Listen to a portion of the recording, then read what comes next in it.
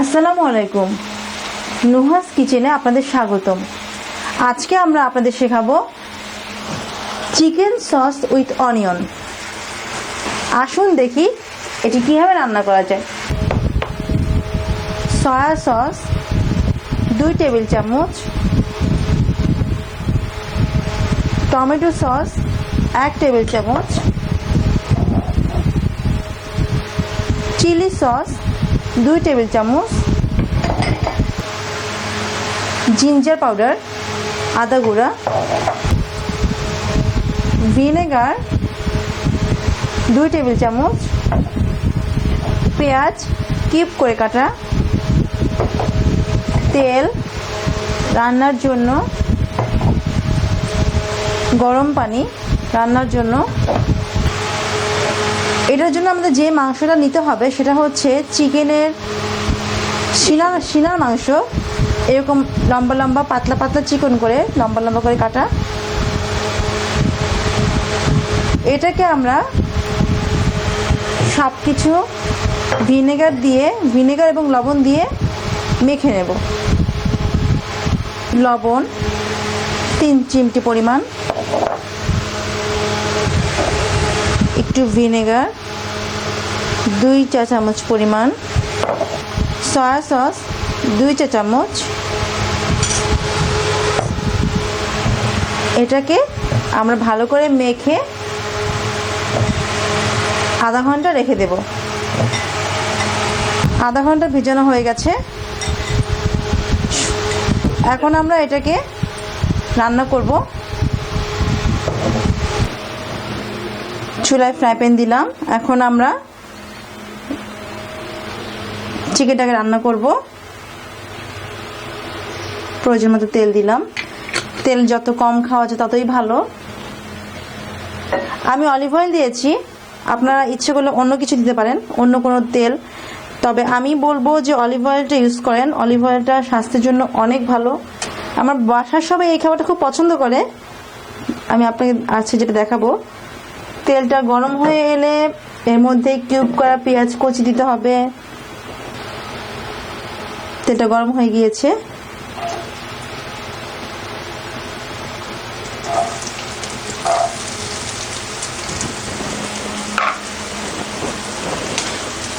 এমনভাবে ভাজতে হবে যেন লাল না হয়ে যায়, বাদামিও না হয়ে যায়।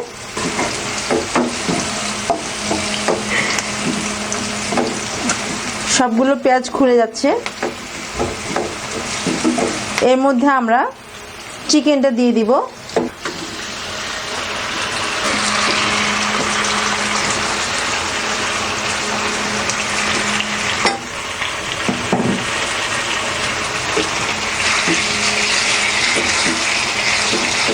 পেঁয়াজের সাথে সাথে চিকেনটাও হালকা হালকা ভাজা হবে।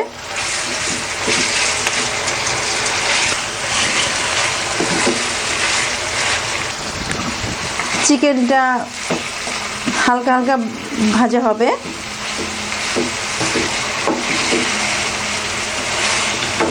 তবে ঘন ঘন নাড়তে থাকবেন যাতে কোথাও পুড়ে না যায় বা কড়া করে ভাজা না হয়ে যায়।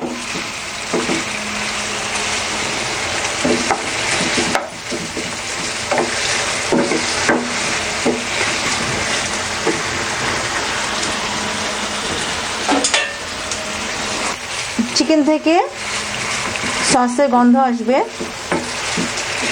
যখন পুরোপুরি চিকেনটা সাদা সাদা হয়ে যাবে, লাল অংশ থাকবে না, খেয়াল রাখেন।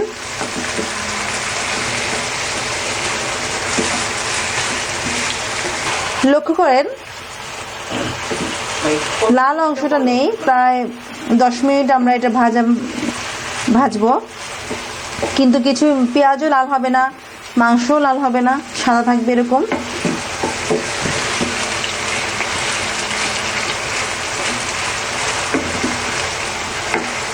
বারবার নেড়ে দিতে হবে।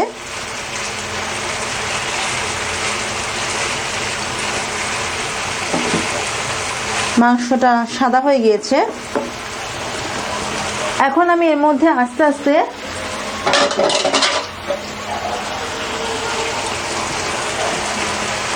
একটু রসুন বাটা 1 চা চামচ, জিরা বাটা 1 চা চামচ, জিঞ্জার গুঁড়ো 1 চা চামচ,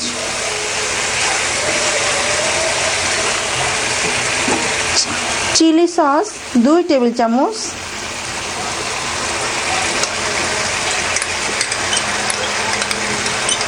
আপনি চাইলে এর মধ্যে হালকা চিনিও দিতে পারেন যারা ঝাল কম পছন্দ করেন। টমেটো সসটা একটু মিষ্টি করে ফেলবে, এই জন্য আমি চিনি ইউজ করলাম না।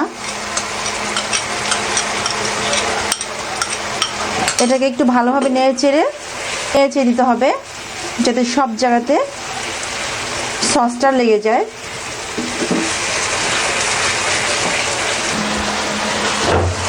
এখন আমি এর মধ্যে 1 চামচ লবণ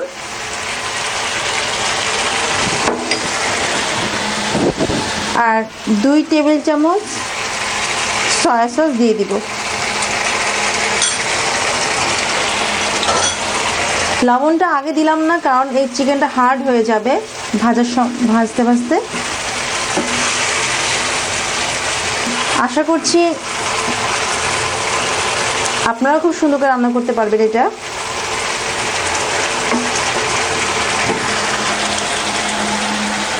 এখন আমি এর মধ্যে ভিনেগার দিয়ে দিব 2 টেবিল চামচ,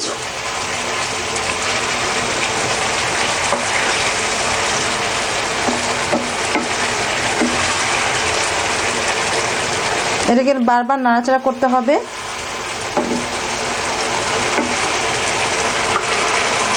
তেলটা উপরে উঠে আসলে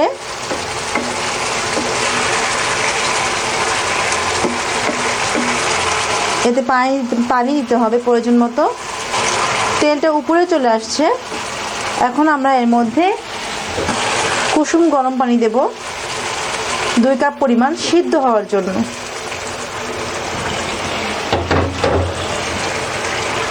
আমি সবসময় রান্নাতে গরম পানি ইউজ করি, এতে রান্না তাড়াতাড়ি হয়। বলক উঠে আসলে আমরা এটাকে ঢেকে দেব, এভাবে 20 মিনিট থাকবে মৃদু আঁচে। 20 মিনিট হয়ে গেছে, দেখা যাক কি হয়েছে। তেলটা একদম উপরে উঠে গেছে, কোনো পানি নেই এক্সট্রা, খুব সুন্দর স্মেল আসছে। আমরা এখন এটাকে নামিয়ে ফেলবো। তৈরি হয়ে গেল আমার চিকেন সস উইথ অনিয়ন। এই খাবারটি আপনারা নান, রুটি অথবা ফ্রাইড রাইসের সাথে খেতে পারেন, খেতে বেশ ভালো লাগে। ফিরে আসছি অন্য একটি ভিন্ন স্বাদের নতুন মজাদার অন্য একটি রেসিপি নিয়ে। আল্লাহ হাফেজ।